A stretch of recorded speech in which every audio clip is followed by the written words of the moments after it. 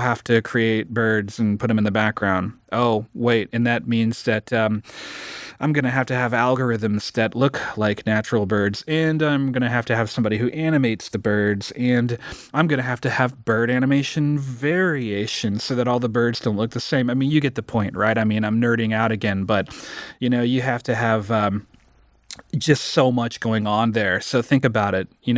Look at the difference between I throw a little video of birds in the background and I have a group of people animating and figuring out algorithms on how birds can look natural as they're flying. Huge, huge, huge difference. And that was a massive lesson, like I said before, for me. So this is the archive room that you're seeing here.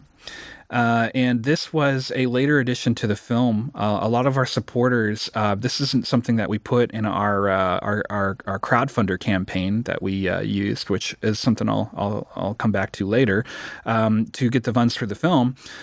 We really were just more straightforward. I think back then we had the idea that we were going to have speakers and we were going to intercut with footage of Genesis. And then this really fantastic idea came along. I think it actually was an early idea, but it was one that I abandoned for sake of budget and time.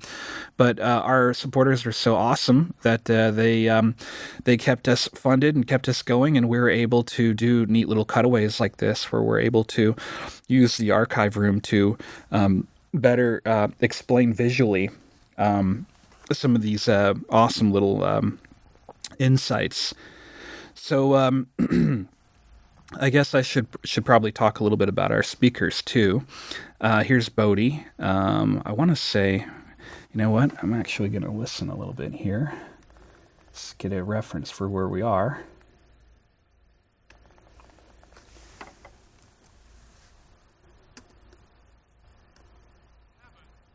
All right, heaven and the earth. Okay, so we're before the space sequence. Once again, Dr. Jackson, so glad that he's here. He's pointing out matter, space, time, and energy. So critical for us to understand because, that was a mind-boggling thing for me when I first discovered that. Oh my goodness, you're absolutely right. Space, time, matter, and energy. Now, those are our modern day terms, right? We all hear that and we all understand. I mean, if we've, at least have a high school education, we understand that you'd have to have, space, you'd have to have time. They're inextricably linked. You'd have to have matter and you would have to have energy. And here the Bible is essentially pointing out in Genesis all of those things. Now, it doesn't say space, time, matter, and energy, but it's conveying those concepts. So, I mean, you tell me if somebody just, some primitive culture came up with, trying to come up with some sort of a creation story of some fake god, they're not going to, like Terry points out in the film, think of things like this. Now, if God inspired them, told them what he did, and they wrote it down, then you are going to have exactly what you're seeing here with the Bible. I mean, just amazing insights that you're not going to get otherwise. I mean, when people look at the Bible and say it's primitive, I think, okay, hold on. We don't even have to go in science here. Think about it. The Bible's talking about interdimensional beings. So here you have a book. You don't even have to understand science to understand that, God tells you that he created the universe, right? The construct. He created the earth. He created us. He created beings specifically to, I guess, interact with us on his behalf to do whatever his will is. And those beings are clearly, all throughout the Bible, we're understanding from what we're reading that these are interdimensional beings. These are beings that have capabilities that we don't. These are beings that can go from earth to heaven or whatnot, and they're able to do stuff that is beyond our comprehension. And so when people are talking about, the Bible and being something that's written from primitive people, I say, hold on, right at the outset, it was talking about dimensionality that we didn't understand. And then later on in time, we learned that, oh, there's the fourth, the fifth, the sixth, up to the 11th, I think, dimension that I mean, I'm sure there are more, but I think we go up to 11 now in terms of like what we can grasp on some level or another. So, little things like that, just fun little things where, the Bible's talking about stuff that, that's just, we're just figuring out later. And there's so many examples of that, both in this film and stuff that I'll get into later. But one thing I wanted to touch on now while I'm remembering it is the crowdfunder that I mentioned a minute ago. So the crowdfunder, man, that was another God thing. We we were, Tim and I, my writer, we had come up with, sort of this rudimentary idea early on. We weren't quite how we wanted to shell out the film, but I want to say, I could be wrong, but maybe 2009-ish is when we sort of had the idea. And then, to give you some of the backstory and just to show you how, with God, you can really do anything. All things truly are possible. We would always say to ourselves, how are we ever going to do this? I mean, you want to make some, film that I think Avatar had come out maybe about a year after we had come up with our idea, and Avatar was very inspirational. I think that was 2009-ish. Now, I don't condone the film. I'm just saying that inspiration in the sense that, it's graphically just incredible, and they did it in 3D, and they pushed and pioneered technology, and here we are, a couple of guys with absolutely nothing, and we're trying to figure out how could you make a film that where you're essentially doing what Avatar did with CG, but with the Bible. And again, the funny thing is, we had come up with the idea before we even knew what Avatar was. And so when that film came out, it was like, well, that's the how. Now, where's you get the money? How can you do something like that on a super low budget? And so we hunkered down. Tim started writing, helping me to flesh out like a script for the CG stuff that you're seeing. CG, by the way, all the computer animated stuff, computer generated imagery. I had quit Disney, and in fact, I'd quit that beforehand. I think this is probably even a couple years after that. After I had already gone into freelancing with a friend of mine at the time, and I was kind of bankrolling it out of whatever I could spare off of what I was making from freelance jobs. And Tim was good enough to kind of quit his job and just kind of the guys in their garage story, right? We just we just had faith that if we just started somewhere, eventually, if we put one foot in front of the other, we were going to eventually get there. And with God, I mean, with Him and with faith and with the just work ethic, the ability to say, yes, you can do all things through God, through Jesus, but you also have to do the work too. You can't just expect God to do everything for you. So we had that philosophy, and here we are. And that story is pretty great because we probably spent about a year and a half just sort of trudging through it together, trying to flesh it all out, doing research, because you can't just, might sound like a year and a half. What did you need that long for? Well, remember, we didn't have any money, so that stretches everything out, right? But we also had to research it and figure out exactly how you could show something that's biblically and scientifically accurate to the best of your knowledge, which I should say, by the way, as a side note for these space sequences, I think a pretty great sequence in the film, that there are going to be some critics who are going to say,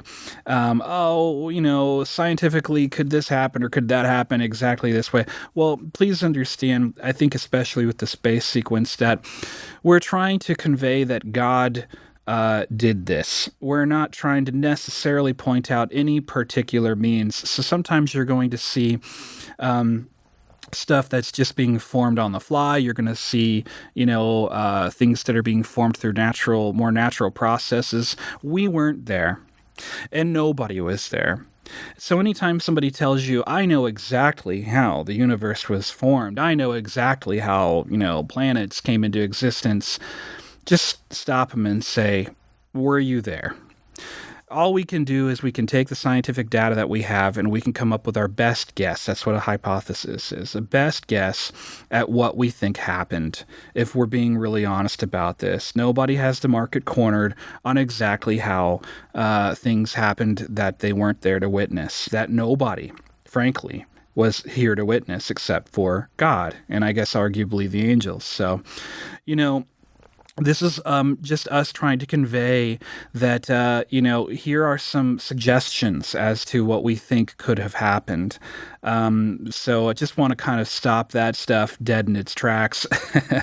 If people try to say, oh, this movie, what is it trying to say, and oh, this maybe this isn't, right or whatever. Well, were you there, and can you understand that we're just trying to suggest what we think could have happened?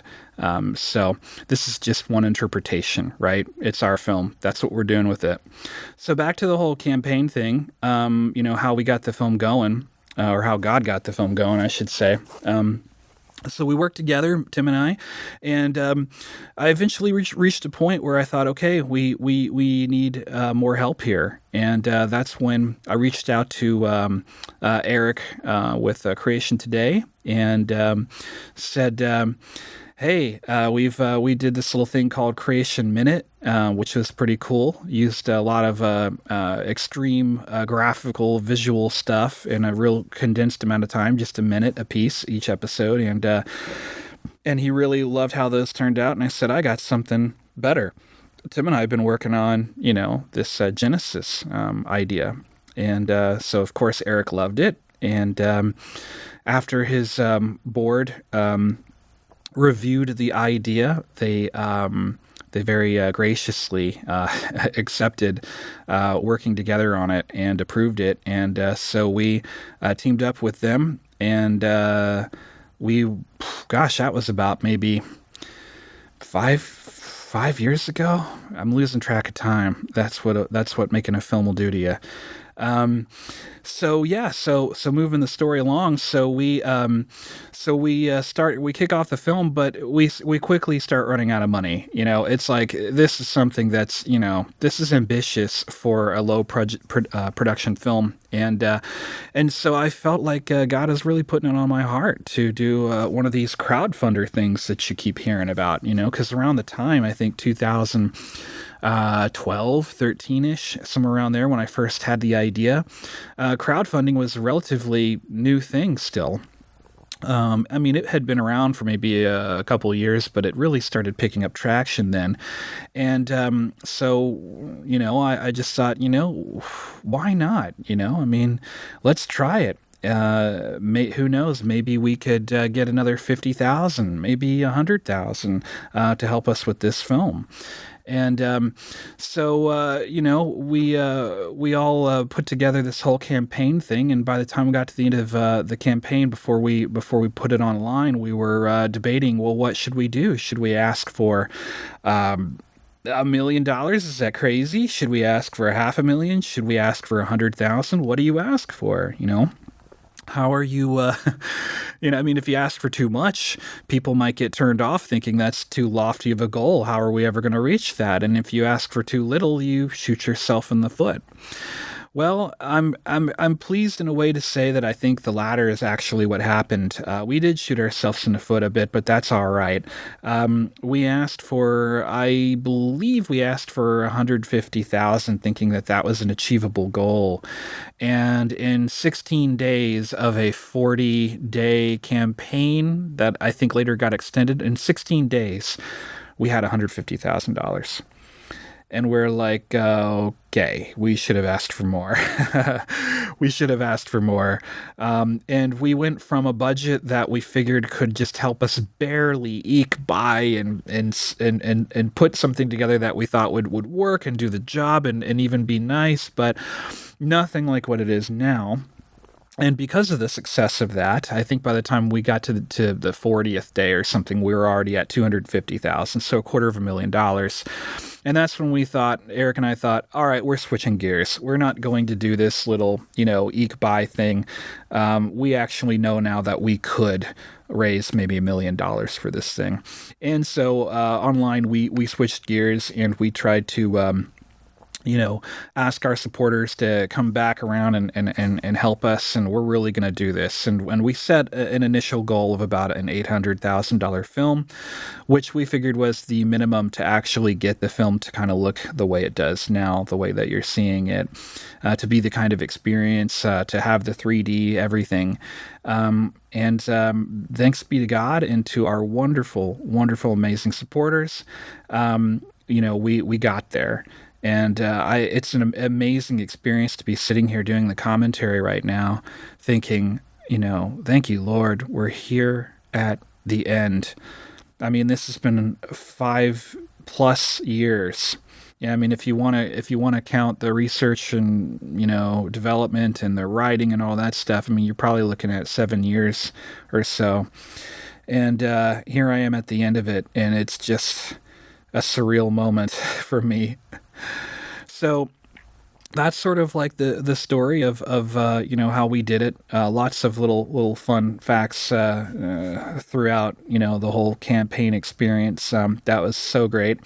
We're even talking about we haven't released the film yet, and we're going to try to push it out to as many theaters as we can. So at this point in time, we're even talking about maybe doing another crowdfunder too, to get some more support to get the funds to be able to go wider on our release.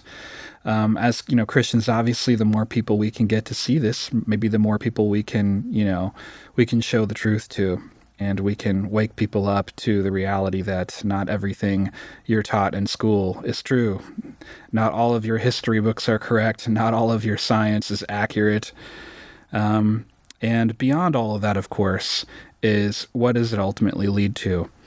Once you realize that you've been lied to, once you realize that there's something out there that makes a whole lot more sense, God, then the next logical question is, well, who is he? Right? I mean, which God is it? There are, thousands of religions. Which one do you go with? And, that's something I'll hopefully be able to dive into more throughout the film. But I would say that I guess off the top of my head, the shortest answer here for me was, just my own experience. It's like, if, you have this God who is actually giving you an accurate depiction of the beginning of the universe, so the world, people, and then you're looking at these other religions with stories of all just sorts of crazy stuff that just sounds ridiculous. I mean, I'll make something up like God started the universe, I don't know, off of I don't want to offend anybody, but, just pick something, right? Like, God is some half, lizard, half human being who, created the world or maybe didn't even create it. Maybe the world was just already here and he, they'll come up with all these just ancient cultural stories from these false religions of stuff that when you hear it, you just know it's nonsense. That's what I'm trying to get at. I'm trying to be delicate here because, I'm not trying to offend you wherever you are, whatever you believe right now, but go with me here.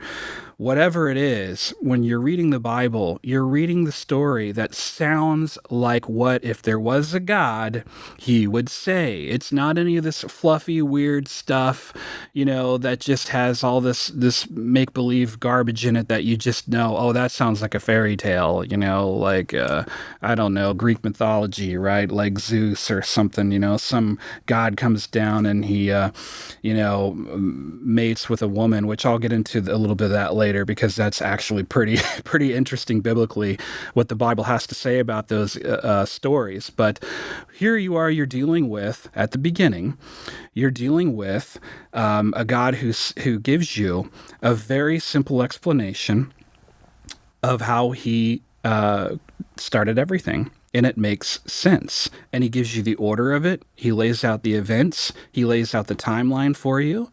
The order makes perfect sense scientifically when you study it.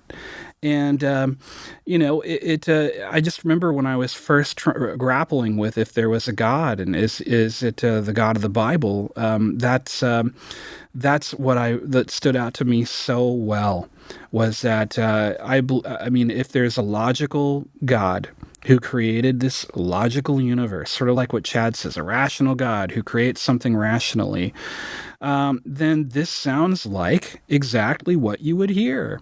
Somebody's giving you, the sequence of events. Somebody who's telling you, here's how I did it. Now, he might not tell you everything. It's his prerogative. He's trying to get the message across to you quickly. He can't lay everything out for you. But not only that, but now here we are in a point of time where we're, like Dr. Jackson says in the film, we are discovering that science is actually validating the Bible, that science has really been suppressed for a long time. When your foundation is evolution or billions of years, or you're trying to rule out a God, then all of your conclusions and your scientific research are going to be off. Everything's going to be shifted off because you haven't even built on true assumptions. Truth, not even assumptions, just reality. For example, carbon dating, like they talk about, I think a bit later in the film here.